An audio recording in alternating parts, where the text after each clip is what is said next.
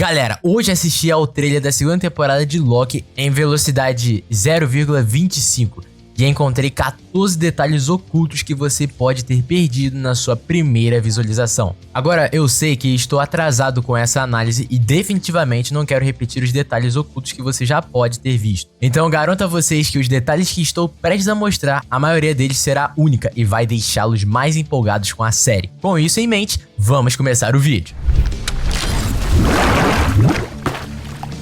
Galera, estou ligado que vocês querem muito ver essa nova temporada de Loki, então já deixe seu like, se inscreve no canal e ativa o sininho para não perder os próximos vídeos sobre Loki, Marvel, super-heróis e etc.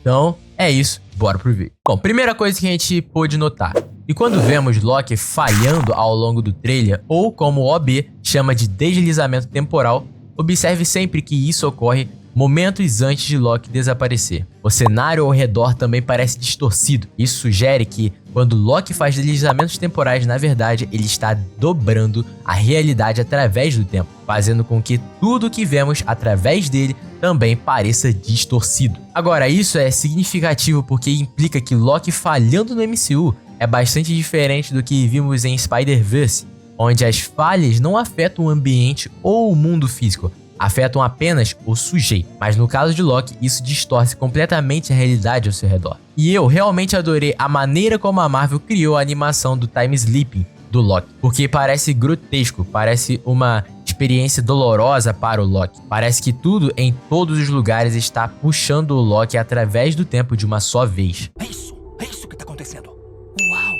Né? Porque imagina isso acontecendo com você. Parece que ia doer bastante. Então, pra mim, o CGI disso ficou bem legal. Número 2. Vemos uma estreia de filme acontecendo em Londres para um filme chamado Zenek. E galera, o Zenek é na verdade um vilão de Thor dos quadrinhos dos anos 80 e teve origem na dimensão sombria. Ele possui hospedeiros, assim como o Venom, mas os faz desejar especificamente matar mulheres. Ao mesmo tempo, havia outro personagem chamado Brad Wolf, que era um ator que interpretava o papel de um serial killer, cujo nome também era Zenek. Mas então Brad Wolf é possuído pelo verdadeiro Zenek, fundindo as duas personas em uma só. E parece que este personagem é o Brad Wolf do MCU, e podemos até ver um cartaz aqui que diz "Case comigo, Brad Wolf". Mas observe aqui que Loki e Morbius parecem estar perseguindo e depois confrontando o Brad, indicando que Brad pode ter alguma informação que Loki e Morbius estão atrás. E o que poderia ser isso? Bem, talvez Brad saiba onde Sylvie está,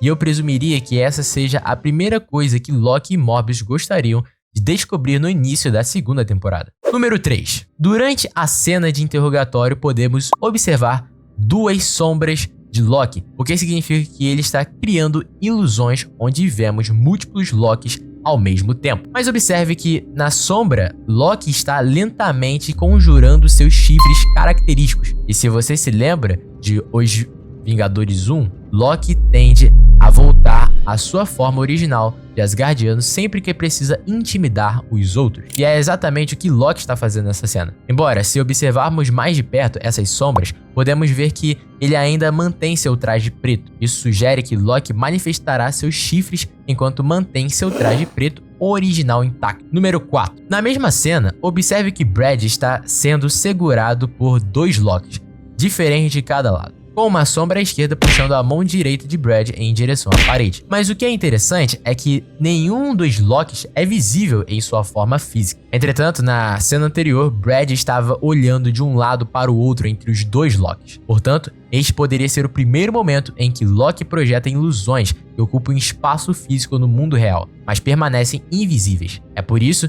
que só as vemos nas sombras. Número 5. Agora, após o interrogatório acabar, as ilusões de Loki podem voltar à sua forma física, explicando os 3 Lokis diferentes. Mas há um detalhe aqui que ainda não vi ninguém mencionar, e é este. Meio exagerado, não acha?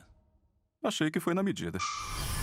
Morbius diz a Loki um pouco exagerado, não acha? Mas imediatamente fica surpreso ao perceber que estava falando com uma das ilusões de Loki, enquanto o verdadeiro Loki está de pé. Portanto, a decepção de Loki se tornou tão boa que até Morbius falhou em detectar qual é o verdadeiro. Número 6.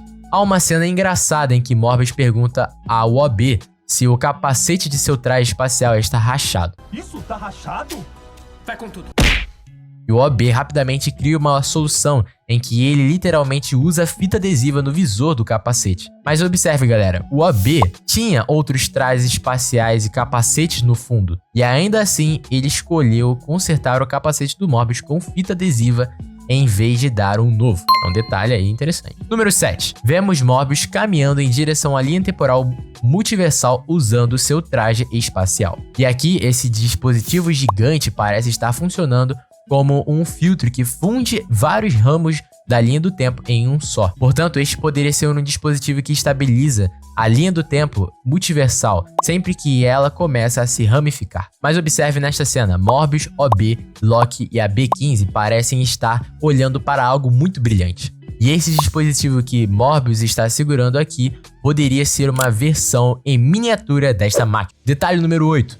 Nesta cena, Sylvie está segurando uma espada e se aproximando de alguém que tem um penteado semelhante ao de Victor Timely. Então, essa sala cheia de manequins e tantos relógios na parede poderia ser o laboratório de Victor Timely. E na verdade, se você se concentrar nesse objeto, parece ser um dos dispositivos de Victor Timely que ele usou em sua apresentação. Portanto, minha teoria é que é aqui que Victor Timely desvenda o código do multiverso. E a partir daqui, trabalha na ideia de criar a TVA. Número 9. Observe que a Ravonna Renslayer, também conhecida como Rebecca Thalmann, está em pé em uma sala escura que tem os mesmos manequins ao fundo. Então, ou ela está trabalhando com Victor Timely, ou assim como Loki e Morbius, ela também está tentando descobrir quem está por trás de tudo isso e quem criou a TVA. E observe esta arma na mão da Renslayer, que brilha com a mesma energia laranja que tem nas cores que vemos dentro da TVA. Agora, o que é interessante é que nos quadrinhos, Victor Timely costumava usar robôs como substitutos para si mesmo enquanto continuava a conquistar o multiverso. Esses robôs até podiam envelhecer, permitindo que Kang e seus substitutos se apresentassem não apenas como Victor Timely, mas também como Victor Timely Jr., e Victor Timely o terceiro com o passar dos anos. E esses poderiam ser os mesmos robôs que eventualmente vemos como os Guardiões do Tempo. Detalhe número 10. Galera, para este detalhe, preciso fazer um pequeno resumo da primeira temporada, onde aquele que permanece disse o seguinte: transformei a Lyoth em arma. E eu encerrei a guerra multiversal. Transformou Elliot em uma arma e aproveitou seu poder para encerrar a guerra multiversal. E onde Elliot mora? Dentro do vazio. E o que é o vazio? Para onde todos os podados pela TVA acabam indo. Agora, aqui está o detalhe.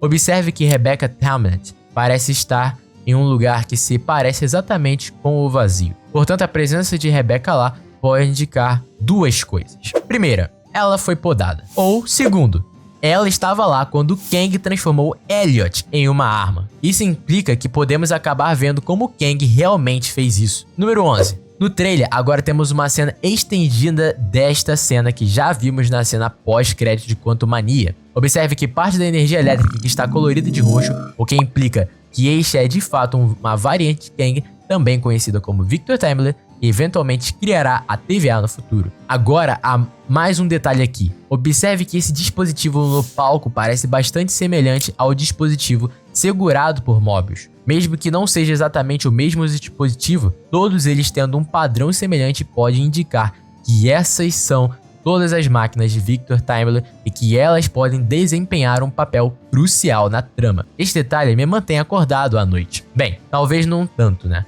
Mas você sabe o que quero dizer. Deixe-me saber seus pensamentos sobre isso nos comentários. Número 12. Nesta cena, um cronomonitor que mostra os ramos da linha do tempo se desfaz. E ao fundo podemos ver claramente uma estátua gigante de Kang, o Conquistador, em vez dos 3 Guardiões do Tempo. Agora, se eu te levar de volta à temporada 1, observe que este cronomonitor parecia muito diferente. Na temporada 2, ele parece um pouco obsoleto, mas na temporada 1 havia uma versão mais avançada. Isso me faz pensar, será que vamos ver uma versão anterior da TVA? Talvez logo após a criação da TVA. E talvez seja aí que Loki acabou no final da temporada 1. Portanto, minha teoria é que Loki não acabou em uma TVA alternativa. E este não é um Morbius alternativo. Qual divisão mesmo? Do que você tá falando? Quem é você? Qual é o seu nome?